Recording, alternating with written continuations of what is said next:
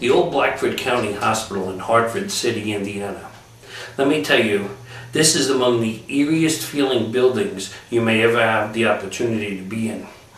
Jen and I, through our online radio show, were invited to this location back in November of 2009 to do an investigation. I can tell you the moment you walk through the front door, whatever is there greets you. You immediately feel the thickness of the air, the sense of alertness that follows you, and then you begin to feel really uneasy. Please understand that whenever we did an investigation, we would search the building in daylight and we'd go from room to room, closet to closet. We would set up motion alarms in the event that someone else was hiding in the building. There was no way to avoid all of the alarms that we had set up. The building at the time of the investigation needed a little removal of some mold on drywall and a few small leaks fixed. Other than that, the building was ready, maybe after a sweeping and a mopping, to be reopened. There was one investigation where there was water every place. The hallways, as the night went on and on every room, we were starting to get puddles of water on the floor. We're told that today the mold problem has gotten so bad, it's extremely unhealthy to return to the building. And on top of that, the state has now taken back the building. Another thing that took place at this time was that the walls, the ceiling, and the floor was sweating.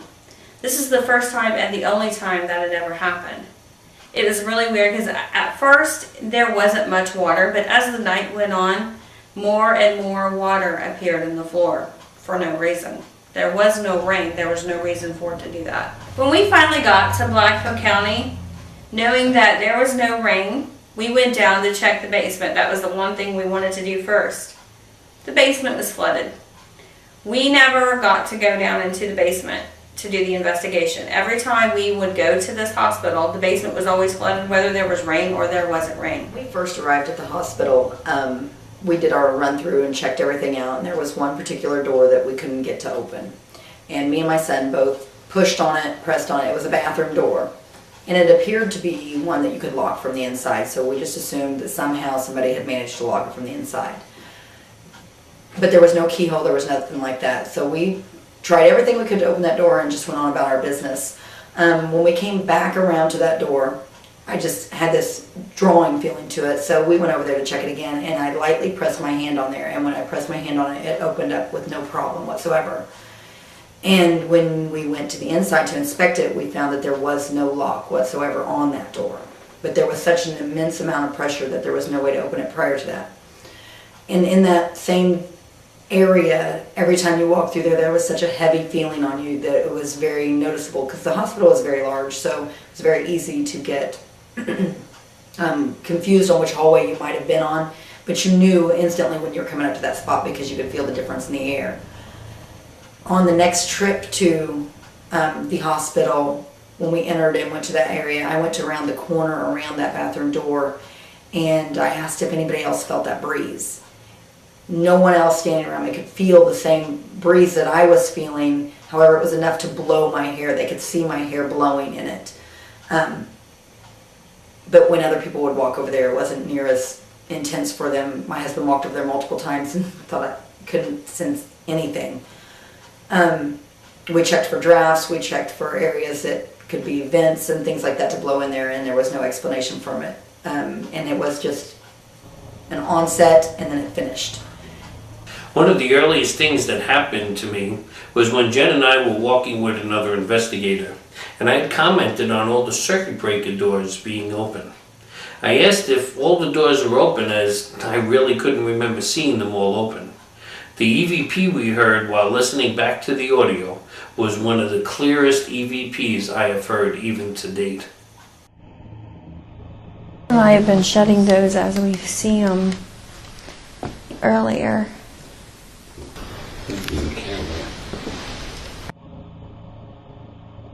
I have been shutting those as we've seen them earlier.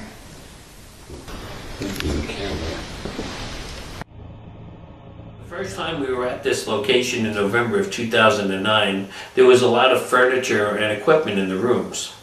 The next time we returned, which was back in May of 2010, most of the furniture had been auctioned off. Now, if entities are attached to furniture, as they say, my condolences to all those who purchased the lots. We were leaving the records room and we were going to take a break. Jamie, myself, and another investigator was walking slowly behind. Everybody else had taken off to go outside. As we were walking, my cell phone started ringing. Now, mind you, my cell phone is in the lobby and a good distance from us. I immediately turned and looked at them and said, I bet that is the owner's daughter that's calling. I got to my phone and sure enough, that is who it was. I have no idea how I knew, but I did. While I was doing this and getting to the phone, this is when Jamie's legs was grabbed. At one point in the evening when I was walking down a hallway, we were kind of dispersed out, not immediately next to each other, and I turned to look for one of the other investigators behind me, and when I did, I felt a grabbing sensation on my legs. Right around my knee area, I felt my pants pull tight on the inside area. And the best way for me to explain it to someone else that didn't experience the same sensation is when you have a toddler just learning how to walk and they toddle up to you and they grab your pants leg and they're kind of holding it for balance. It's kind of got that same sensation. That's exactly what it felt like. And I would try to move or shift my legs and you could feel the weight. I couldn't move my legs.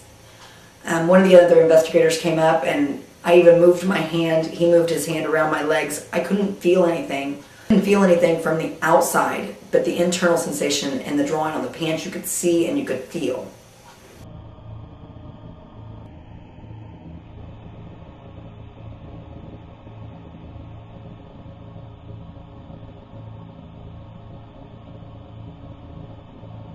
You were wrapping your arms around Jamie's legs.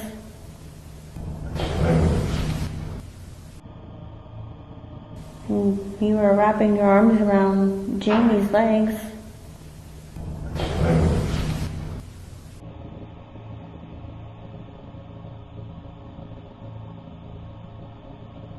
About halfway through the night, we were up in the front room and we had done an EVP session. We were all just listening, getting readings, kind of standing in the same place for several minutes. And I was feeling like I had walked through some cobwebs. And so I started kind of brushing my hair and trying to get those out. And this went on for several minutes until finally Steve and Jen, looked at me and said, what's going on? And I said, well, I've got some cobwebs in my hair. And we hadn't encountered any cobwebs anywhere else in the rest of this investigation. And so they said to me, that's not cobwebs, something's touching you. And it hit me at that point. I never even really thought about that. That was my first experience really with anything, touching me. I thought, boy, this is really creepy. And I wasn't really expecting that.